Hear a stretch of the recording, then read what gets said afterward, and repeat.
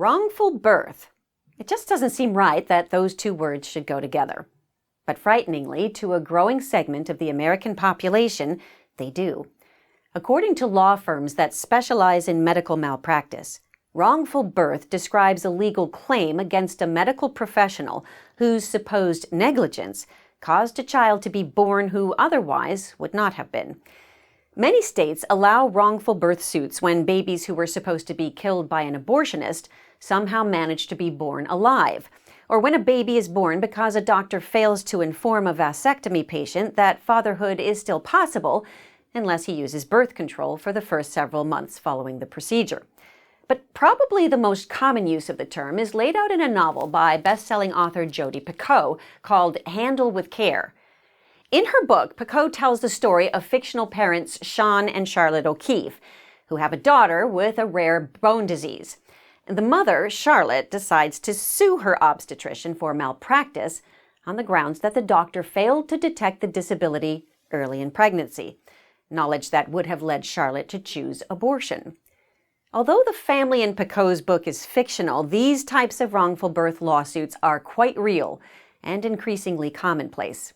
Currently, 28 states allow this type of litigation, and parents who initiate these lawsuits invariably portray their intentions as noble. They say that their aim is to win millions of dollars that will help provide medical care for children with profound disabilities, thus improving their lives.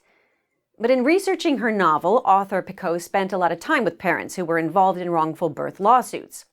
She told the Dallas Morning News, "I have yet to meet a single parent who says they actually wish they hadn't had that kid." Nevertheless, to say in a court of law that they wished the child had never been born is a small price to pay for getting some sort of compensation to help with the expenses. This, of course, begs the question, compensation for what? For not being told that your child wasn't your definition of perfect so that you could have had her killed before you had to look her in the eye? Who exactly is the villain here? Picoult posted a podcast on her website that expands her twisted defense. She says, "You realize that these mothers and fathers are just like the rest of us, willing to do whatever it takes to give their child the best life possible, even if that means lying to a judge and jury. And suddenly it's a lot harder to tell whether that's blatantly wrong or impossibly right."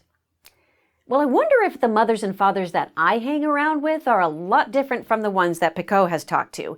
I've known a lot of parents with profoundly disabled children, and not a single one of them would feel right about winning a lot of money by destroying their doctor's reputation and career with a lie about believing that their own child should be dead. There's no moral conundrum here.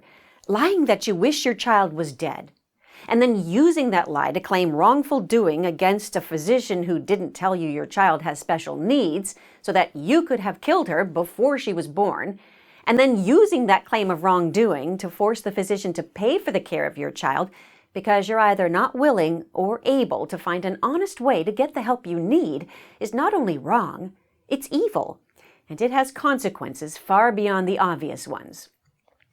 The fear of litigation has led doctors to recommend ever more vigorous genetic screening during pregnancy. The American College of Obstetricians and Gynecologists has recommended screening for Down syndrome to all pregnant women, regardless of age, and as a result, the fatality rate for unborn babies with Down syndrome has reached appalling levels. About 90% of them are aborted.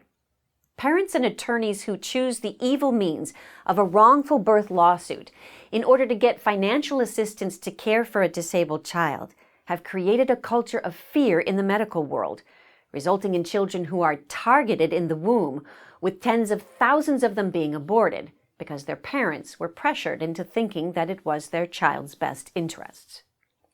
I had some personal experience with this when my own daughter was diagnosed with Down syndrome in the womb, and the medical technicians put not-so-subtle pressure on us to abort.